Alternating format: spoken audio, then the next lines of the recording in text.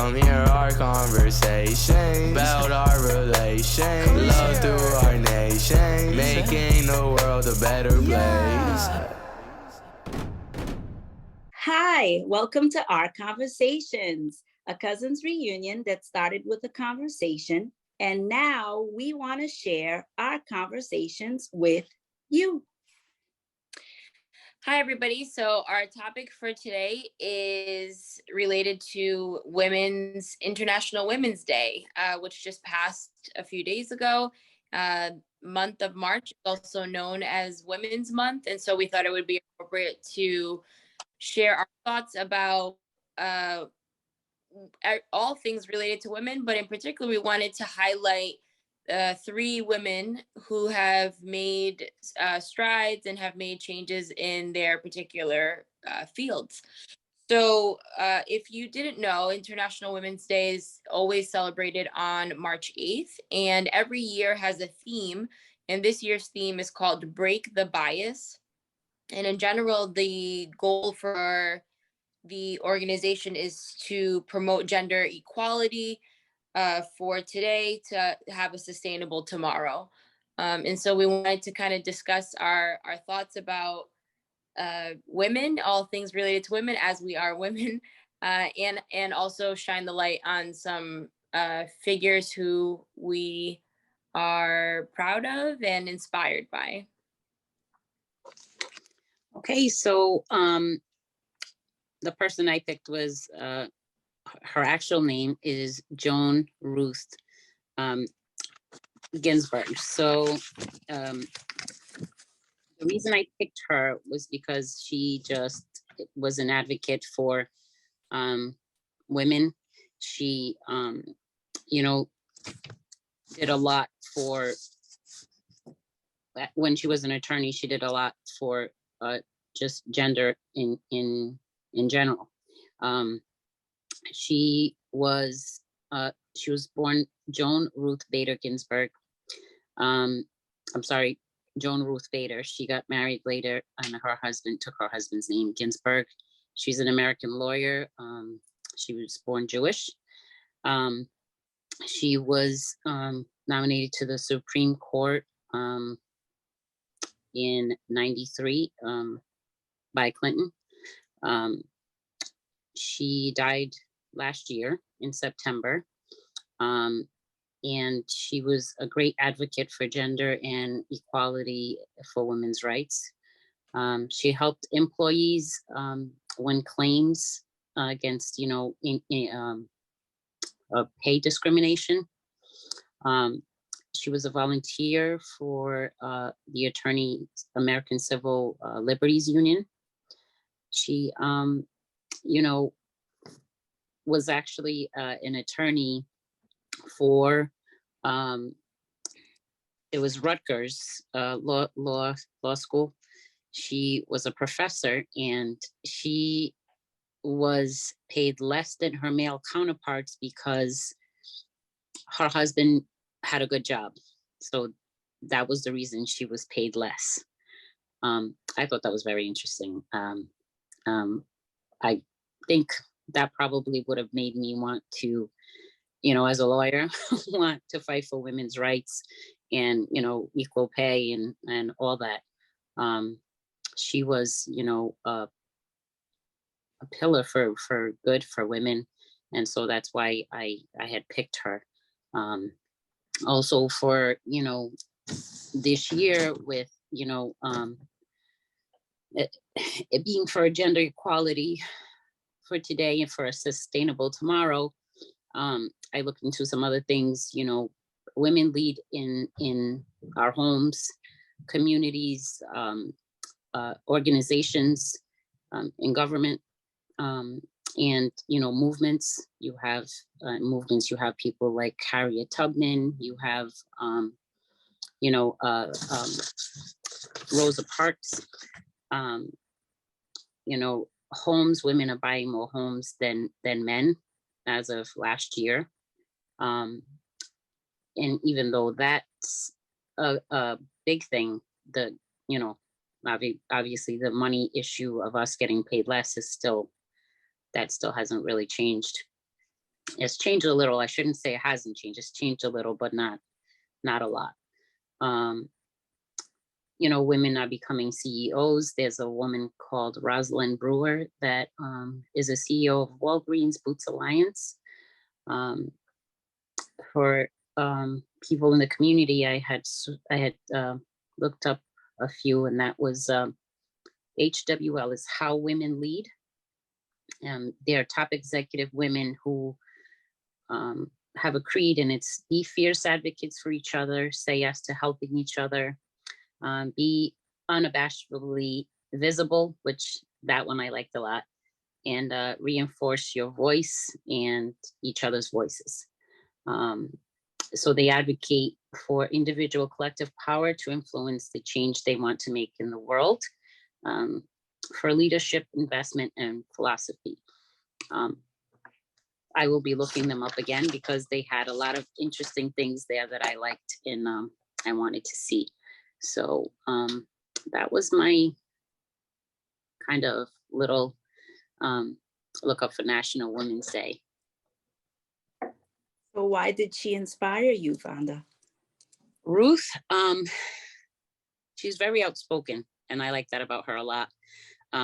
She didn't shy away from anything, it seemed like to me. And she chose her words wisely so that men didn't think she was necessarily doing anything just for women. The way she chose her words made it seem like she was also fighting for men. And she did. She had a lawsuit. She had fought a lawsuit for a gentleman who couldn't get, I believe it was his wife's pension. And because he was a stay-at-home dad, for whatever reason, they wouldn't give it to him. I would have to look, that up for its entirety, but she won. And she won a lot of cases for women, and she wrote books. She was very inspiring. I actually, last year, I bought a sweatshirt and it says Notorious RBG. I just I love it out, and every time I have it on, women are like, that's a great shirt. I love that shirt. Yeah. So yeah, I liked it. Yeah, I went to Pennsylvania in 2019. Yeah, it was definitely before the pandemic. And I happened to be at a museum in Philly, and it was soon after she had passed. It had to have been. And then so they had they had like a cutout foam of her. You could put on like a crown, like the Notorious RBG. Yeah. Like pretend that you were taking pictures with her, so we were like taking selfies with her cut out, and it was really inspiring, because you just think anyone who, I feel like so many people came to know about her later in her life. I wish more people knew about her earlier, but it was almost like she became this cultural icon later on. And how many young people and young women must she have inspired to go into law? Like, she just seemed like this bad old grandma who takes no business from anyone. So seems very inspiring. Yeah, she is. So the woman that I'd like to highlight was someone that she inspired me right away just by the Red Table Talk. But she had always been someone that I admired since I was young, and she had started in the industry as an actress. And then when she married Will Smith, that was definitely, I was very curious about how their relationship was going to go, and just overall what their marriage, how it would be in the limelight and as celebrities. But it's Jada Pinkett Smith. She was born in Baltimore, Maryland. She says it all the time. What's great about her is she's very honest, and she talks a lot about hustling.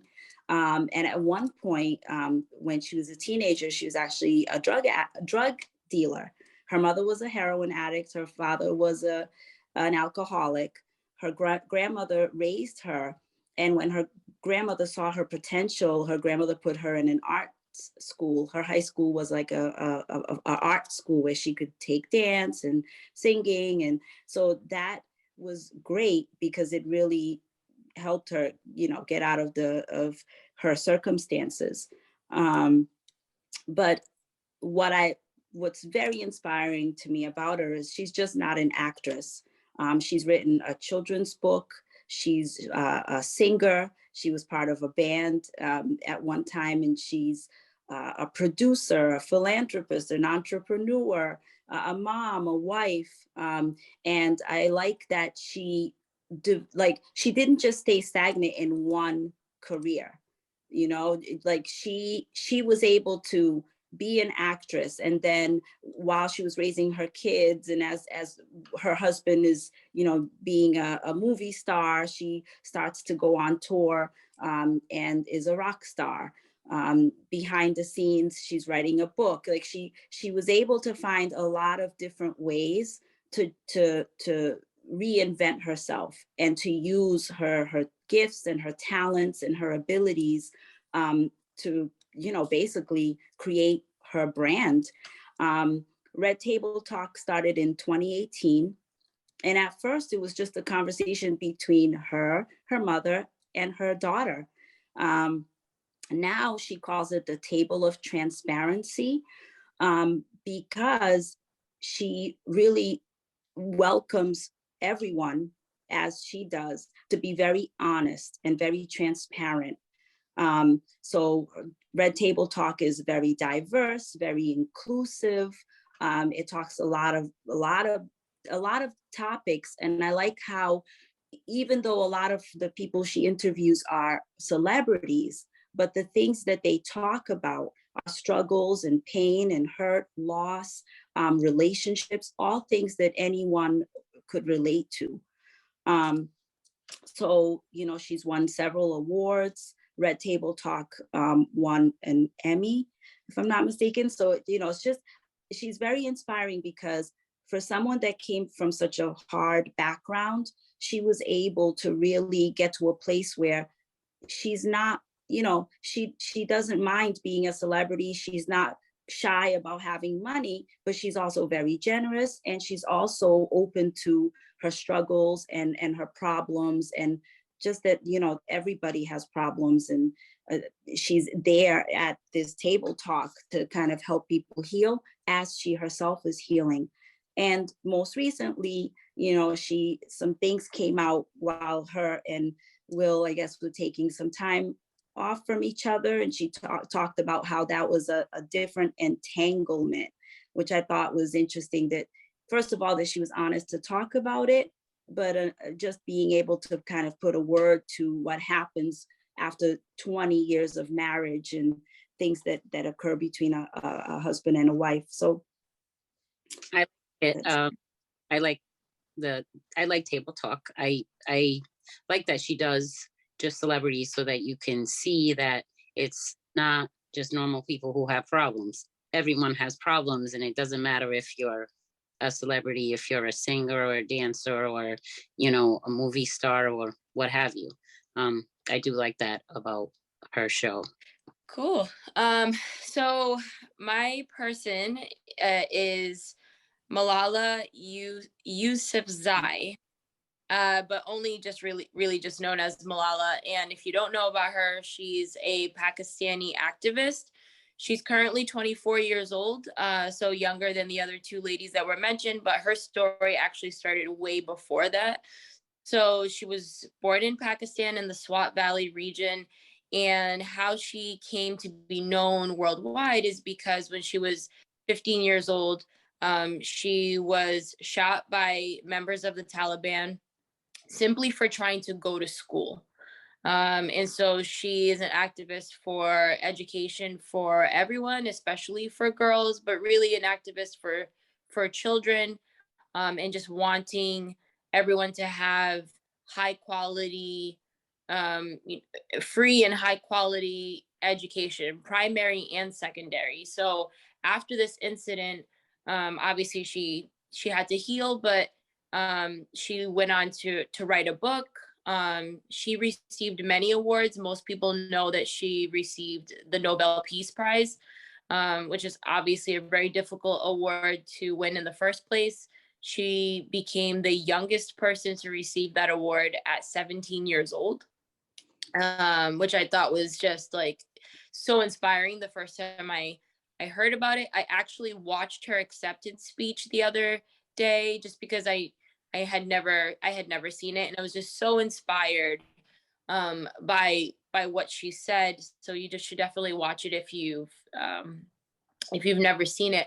But so one part of her speech, she says she thanks everyone, she thanks her parents, but she particularly thanks her dad. And she says to him, "Thank you for not clipping my wings and letting me fly." And whenever I heard that, I just like got like all choked up in my throat, because she's been asked in multiple interviews, how could you where do you get your courage from? Where do you get your bravery from? And she says that it comes from her dad. And it's so powerful to think about, like a young girl starting to advocate for the simple right of being able to go to school. And she's living in a particular place where this gets banned. How can she have the courage to like raise her voice if she doesn't have adults in her life who are empowering her, right? And so luckily she has a dad who was an advocate himself. He actually opened up a school for girls, right? So eventually things got shut down and like they couldn't go, but they were still basically kind of educating themselves in secret.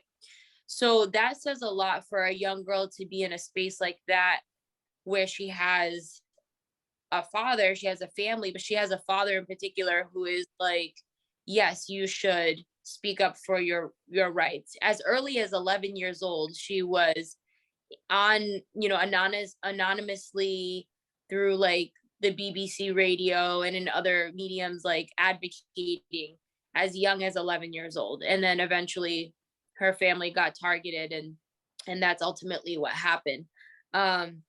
I was just so inspired by her. She won so many different awards. She also won the most influential teen of 2014 and 100 of the most influential people.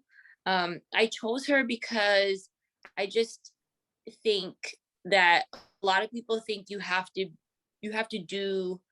have a career of 20 years or more, that you have to be a much older person to matter, to be considered influential. And her story just shows that you don't have to be an older person to make change. You don't have to be an adult to use your voice. And I just don't know that I know that I didn't have an ounce of the courage that she had at her age. So I just appreciate that she was given the space to be a voice for so many people. So she goes all over advocating for children's rights and girls' rights. But it's not just for Pakistan. She advocates for Nigeria and Syria, anywhere where something is happening. She's like, it's a worldwide activist, like objective that she has. And the last thing that I'll just say about her is, fortunately, I was actually able to see her speak when she came to Providence back in 2016. And I was able to take my mom. She was at the Civic Center.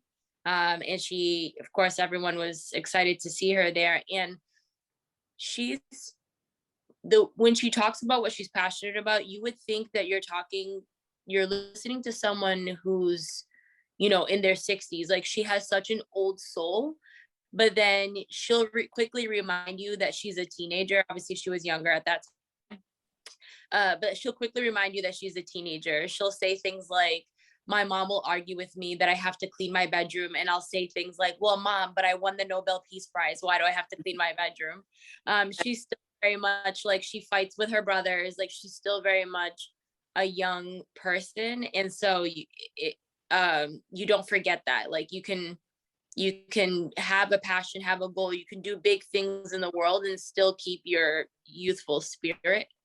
So yeah, there's so much, but I wanted to highlight her because I knew that we don't usually think about younger people.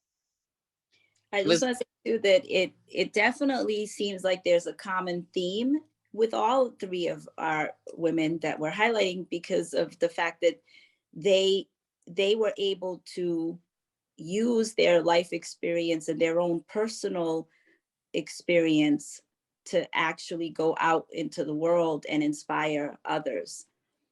Yeah, So, it's the same for Ruth. She, had a lot of struggles. Her mother, so too. She graduated high school at 15. She was very smart, but couldn't go on anymore because the girls couldn't go to college, so they boys to college. So things like that. So it's been a very powerful conversation. National Women's Day was a few days ago, and we just wanted to highlight these ladies because they did make a powerful impact on women, and hopefully this inspires other young ladies to do just that. And thank you very much, everyone, for coming and listening to us. And don't forget to like and subscribe. click, click, click. Yeah. All right. Well, thank you, cousins, for joining, and thank you for listening to us talk about these inspiring women. There's so many women out there who are doing great things, big and small. And of course, we can't cover them all, but it's just exciting to be able to highlight this. And hopefully you have these conversations amongst your own family and friends. So until next time. I'm Eliana. I'm Vonda. I'm Crystal. And this is Our Conversations. Come here, our Bye. conversations Bye. about